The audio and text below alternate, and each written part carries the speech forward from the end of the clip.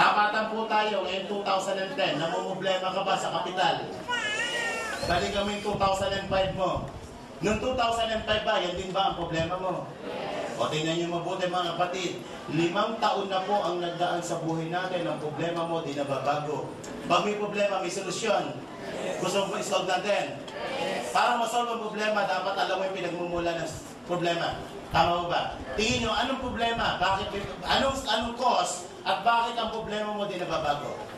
Ang isang dahilan po dyan, yung ginagawa mo dito, hanggang ngayon, yun pa rin ang iyong ginagawa. Tama po ba? Sabi nga, if you always do what you always done, you always get what you always get. So, anong dapat gawin? Change. Tama po ba? And for things to change, you have to change. Tama po ba? Kailangan magkaroon ka ng kaunting pagbabago. Kasi kung itutuloy mo yan for the next 5 years, darating po ang 2015, yung problema mo ngayon, darating to, yan pa rin ang problema mo. Tama po ba? Walang pinagkaiba po yan sa isang drum na may pumapasok na tubig. Tingin nyo, mapupuno hindi. Paano kung butas ang drum?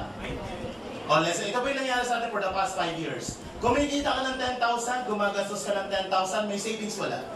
Kung ito ang senaryo ng buhay mo, kapatid, medyo maalarma ka. Bakit? Kahit magtrabaho ka ng matagal na panahon, hindi po mapupuno yan. So, anong dapat mong gawin? Di tapalan yung butas na yan para mapuno yan. Kaya tanong, ano yung butas na yan? Yan po yung tinatawag natin mga needs o mga basic needs. Ano yan? Anyan po ang pagkain, mga utilities, ilaw, tubig, telepono, upa sa bahay, apartment, tuition. Ang dami niya mga butas. Minsan may mga emergency pa, malalaking butas. Ang tanong, pwede bang tapalan ng butas para mapuno? Anong yes? Pwede ba wala mo ng pagkain? Mabubuhay ka ba sa oxygen lang? Mga anak, inhale. Pwede ba yun? Pwede ba naki-schedule ang pagkain ng mga anak nyo? Mga anak, cost reduction tayo ha. Ang kain nyo, MWF lang ha. Kami ng dati po, TPHS. Pero paano po si Lola? Every Sunday nyo lang. Pwede ba yun? Hindi pwedeng tapalan ng butas. Tama po ba? So, ang point doon, kapag dito ka nakapokus, ang tawag yan is scarcity mentality, pilit mo kinukontrol to na hindi mo naman kayang kontrolin. Bakit ang nagkocontrol po dyan is outside world? Kahit magrani ka araw-araw sa Malacanang, hindi bibaba ang presyo ng bilihin. So, anong dapat mong gawin? Kontrolin ang bagay. Ngayon 2010, ang kukontrolin mo yung bagay na kaya mong kontrolin. Ano yun? Itong kinikita mo. Walang pipigil sa'yo na magdagdag ng kita. Tama po ba? Let's say, pinasok mo yung 2010 ng AIM Global, ang negosyo ng AIM Global. Inaral mo for 4 months. After 4 months, nag-generate ito sa iyo ng 40,000 kada isang buwan. Ito na ang senaryo ng income mo. May part-time ka na 40, may full-time kang 10. 50 ang pumapasok, 10 ang ginagastos. May savings, wala. At pag may savings, mapupuno hindi. At pag napuno, pwedeng umapaw? Pag umapaw, ito na po yung pinakamasarap na parte ng buhay mo. Bakit pag umapaw mo ng gastusin, ilagay mo sa isang mas malaking lalagyan? And your money makes money. Tama mo ba? Bakit? Yung perang nilagay mo dito, mas mabilis mapupuno to. Bakit kumikita uli yan, nag-generate uli ng income yan? Tama mo ba? At pag napuno yan, ito yung nakukuha ng pamilya natin. Ano yan? Wants. Iba po ang wants sa needs. Ito yung masarap na parte ng buhay natin. Gusto mong pagkain, gusto mong kotse, gusto mong pag-aralan ng anak mo, gusto mong doktor pag may sakit ka. Pag medyo maliit po ang kinikita natin, hindi po yung gusto natin na nasusunod. Kundi yung gusto nito na ipakain sa anak mo, yung gusto niya na tirahan mo, yung gusto niya ospital para sa'yo. Nangyayari hindi. Bakit maraming pila sa mga public hospital kumpara sa private hospital? Kasi ito ang may gusto, hindi ikaw. Napipilitan ka sumunod dito. Nangyayari hindi. Subukan pumunta sa mga restaurant na mamahalin, na yung pera mo 100 lang. At tingin mo sa presyo saan? Hindi ka nakatingin sa menu, nakatingin ka sa presyo. Di ba, match meal naman ito, tama. Pag tingin mo sa presyo, eto, 40 yan, extra rice. Di ba? Sa pag ito na puno, ito yung tinatawag natin mga dreams. May mga pangarap po ba tayo? Yes! Nangarap ka ba ng magandang sasakyan? Yes! Magandang bahay? Yes! Malaking savings? Yes! Less than mga 30 million ang pangarap mo at nakuha mo. Tingin mo, pwede o pwede? Pero paano? Bakit ko ginamit ng 30 million? According sa study, ito pong 30 million, pag na-hit mo yan, yung kinikita nito, kung nakalagay sa isang investment yan, sapat yan for your wants and for your needs. So, anong dapat mong gawin? Marami pong paraan, maraming avenue para kitain yan. Pwede kang pumasok dito. Ito yung tinatawag ng mga self-employed at mga empleyado. Pwede ka rin dito, yung tinatawag na business at mga investment.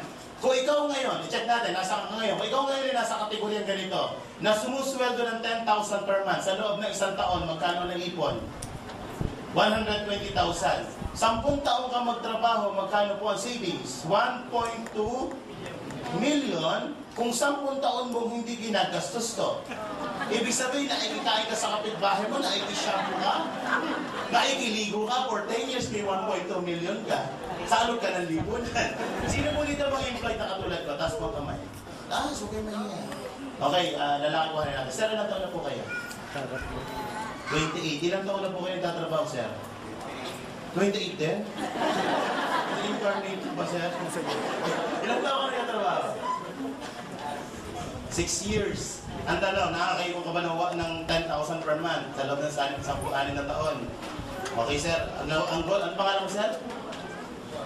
Josh. Okay, ano pangalan? Josh. Ang goal mo ngayon, Josh, bigyan ka ng target ha. Ang goal mo in 2010, dapat na-hit mo yan. Ang goal mo is to hit 30 million. So, simula June, Josh, i-save mo yan. Para pagdating next year, June, meron kang 120,000. 10 years, 10 working years, ibig 38 ka, may 1.2 million ka. Ang goal mo is 30 million. For 10 years, may 1.2 ka. Ito ang goal mo. Ibig sabihin, maihit mo yan. Kung ito ang iniipon na per month, maihit mo yan at the age of 328. Ito si Abraham, Diyos. Kaya hindi. Anong point? Hindi ko inaapi ang pagiging empleyado kasi more than half of my life andito ako. Gusto ko lang po ipakita sa inyo na kapag naandito ka, you are just working. For your needs, you're not working for your fortune or for your wants. So, anong dapat gawin? Kapag isang lugar ang gusto mong puntahan at hindi kaya ng vehicle, mag-a-upgrade ka ng vehicle. Tama po ba? Parang ganito. Ang time limit mo lang is 2 hours. Pupunta ka ng Cebu. Pwede ka ba mag-roro? Hindi. O pwede ka mag-barko? Anong dapat mo gawin? Anong vehicle na gamitin mo? Aeroplano.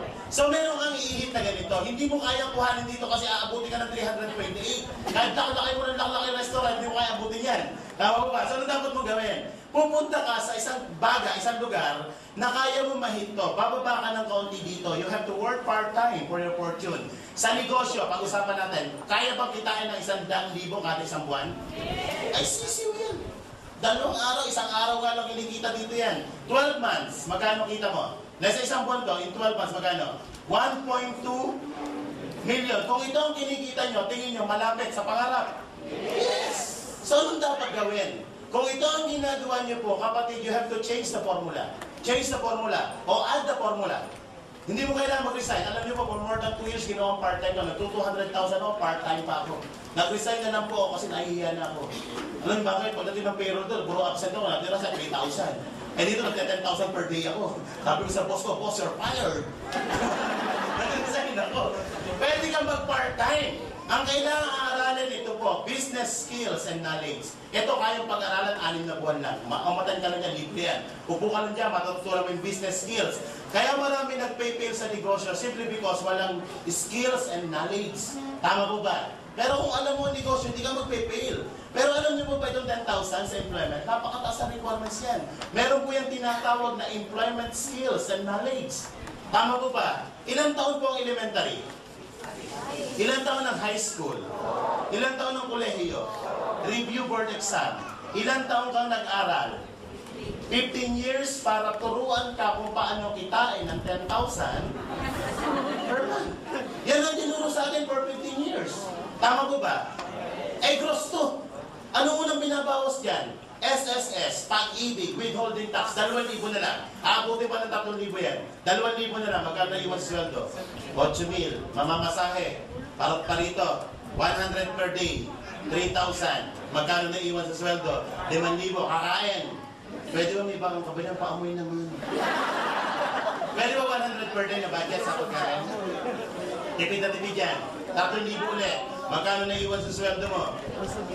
Ano pang gastos? May cellphone. Pag load, o 1,000 ng load. Magkano na iwan sa atin? Yan po ang pinag-aralan natin for 50 years. Mas malaki pa ang sweldo ng katulong. Ano masakit dito? Masakit na masakit. Bakit? Dapat masaktan ka ng konti para mamulat ka sa katotohanan. Tama po ba? Minsan binabangungot ka na nag-i-enjoy ka pa. Alam niyo po ako, 20 years old na andito eh. Alam niyo, for 20 years ko sa employment, ang naipon ko po hindi pera. Payslip. Pagdating ng payroll, inire-remit ko lang sa asawa ko, payslip. Kaya ako yung taong gigil na gigil. Kaya nung nakita ko, hindi ko na pinakawalan po. Walang kapital. Automatic kinabukasan yung Bombay, ang pinag-initan ko. Nakita niyo naman, nangyari ngayon. 3 months, bayad lahat yun.